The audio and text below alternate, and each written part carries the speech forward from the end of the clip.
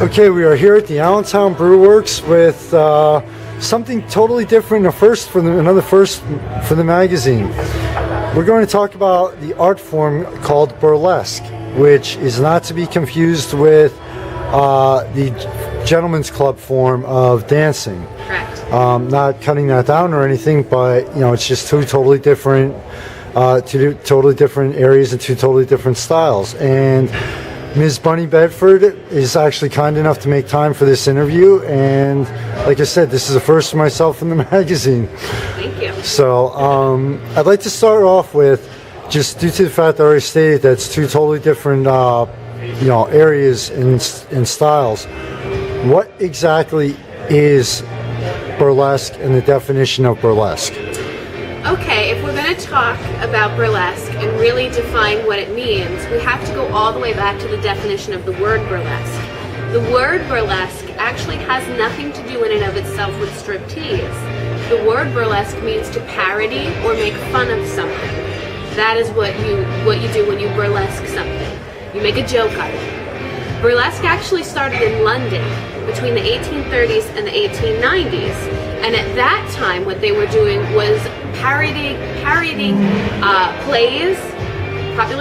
popular operas, and making jokes about popular figures, political figures, and making a show out of it. It was very bawdy, it was adult humor, but it really had nothing to do with striptease. In the mid-1800s, this art form of burlesque comes to New York with Lydia Thompson and her Blondettes.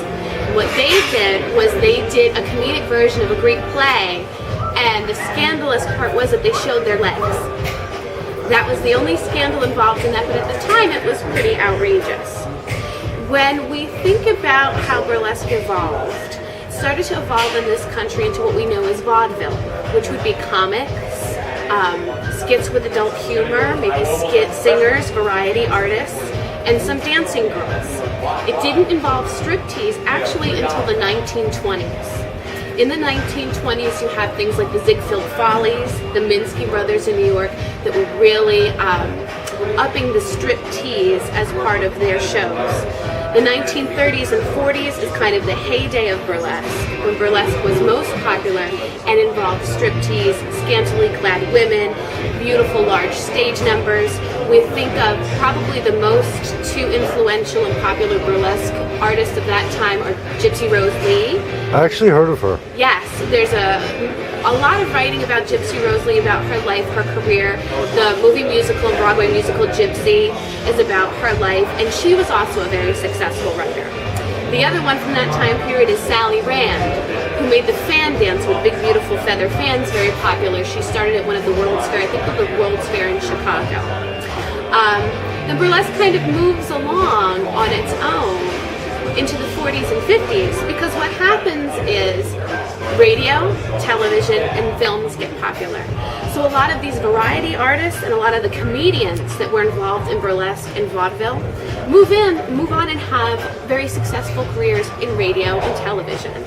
But the women are left out of that picture. First of all, you can't strip on the radio. And secondly, Howard Stern could argue that one. Howard Stern could argue that one. But at that time, people didn't really strip on the radio. Right. What they were doing obviously wasn't considered family friendly, and their talents really weren't valued. So some of them fall off into obscurity. We have like the 50s with big name artists like Tempest Storm, Blaze Starr, which are some of the burlesque legends.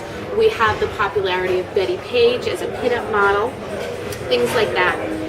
And then there's shifts again culturally with rock and roll music, pop culture, the women's movement, the sexual movement, and we kind of go into the format of gentlemen's club stripping and what we know as modern stripping in the 1960s and 70s. Now there along the way, burlesque as we know it as classic striptease survives a little bit. Sometimes there are burlesque artists that are still doing strip club circuits and they might be a featured dancer, but these are happening in bars and clubs and not large stage shows in theaters, things like that. And then, around the 60s, 70s, it really starts to, as we know in the mainstream, die off and kind of burn out. Probably rising again in the late 80s and early 90s. when you go to see a burlesque show today, even if the dancer, the artist you're seeing is doing a fan dance or looks like she's right out of the 1940s and has a big gown and gloves, they're still doing neo-burlesque. And neo-burlesque rose in the late 80s and early 90s out of subcultures that are punk rock, performance art, drag culture and drag performance. Things like that stir up a whole new generation's sideshow acts and circus acts. You know, at parties, at underground clubs in major cities, all of a sudden, all these artists are realizing, and some of them actually coming out of gentlemen's club stripping and wanting to do something different, something more within their artistic nature. And maybe a little more meaningful. A little more meaningful, exactly. It comes out of all this artistic subculture. And people realize, hey, this is burlesque. We're bringing back burlesque. And it's really taken off and grown since then. Okay. Now, since we just got into history, and believe it or not, I was a radio disc jockey and worked on AM radio. And actually, the class had and watched Empire of the Air, which was the history of radio. And they even mentioned some of the burlesque. And what you said as far as some moved on, some didn't from the vaudeville. Like even in the early days of radio, where you had some had a great voice, but you put them in front of, you put them on a TV, right. The looks weren't exactly there. Right. Did that, to a small extent, was that also might have been the case with burlesque at that point? A little bit, and what really the biggest gaps, we have a few things along the timeline that we know about. One of the biggest reasons is because there's not really good written history or written record of burlesque like there are other art forms. A lot of what we know about those heydays come from pictures. It can come from maybe posters or advertising, which were always sensationalized because they wanted to draw audiences to the theaters. But a lot of these women, a lot of these artists didn't really have the chance to tell their own history.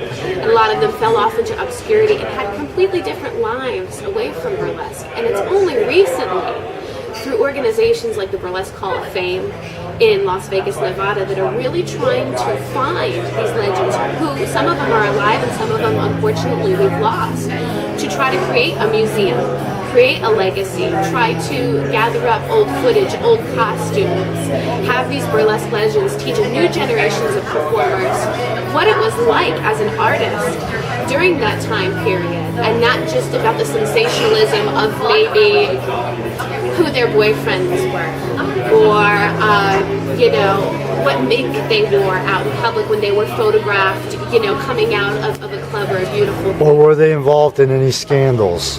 Right. Which is always, that's number one on the list. Exactly. So we really don't, from cultural history and a theater history perspective, have a lot of information on the actual striptease artists, other than what we can gather from them. Okay. Those that are still living. Okay, now, you mentioned something I didn't know about here in the Lehigh Valley.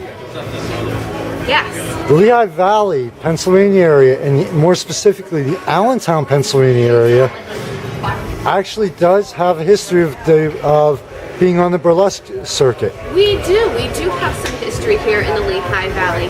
Miller Symphony Hall was originally built in about the late 1890s and was renamed the Lyric Theater at one point, and was one of the biggest burlesque houses in the country. It was on the circuit of all the different traveling performers and vaudeville shows.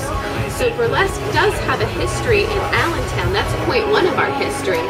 Another point is that we actually have a living legend that is from Allentown and still lives in Allentown. She's going to be moving on soon, but that's Penny Starr. Penny Starr was a circus performer and a traveling showgirl for many, many years. She lives here in Allentown. She performs with us sometimes at the Machang Opera House. And she's our physical, our living legend connection to burlesque. And also, I remember my husband's grandparents, who are from the area, I asked them to come to one of the shows that I was in, because they still had a memory of the heyday of burlesque. And I remember my husband, the grandfather, talking about seeing dancing girls at the Allentown Fair back in the day. They had showgirls and dancing girls. So we do definitely have a history of burlesque in the Lehigh Valley. Okay. Whether or not you would see a burlesque show at Miller Symphony Hall these days, I'm not sure. But there's definitely a long lineage of that that type of performance. And also the Mauch-Chunk Opera House in Jim Thorpe, Mae West, you know, Al Jolson, a lot of people in the vaudeville circuit, big names, made stops at the Mauch-Chunk Opera House in Jim Thorpe. So the area does have some history. Okay, I have one more question. We're going to take a short break and then go into your personal history Sure. of it. You know, figure we might as well knock out the actual history of burlesque. You know, and now there are several places here in Lehigh Valley now. It has made a revival in the Lehigh Valley where you can see burlesque shows. Am I correct?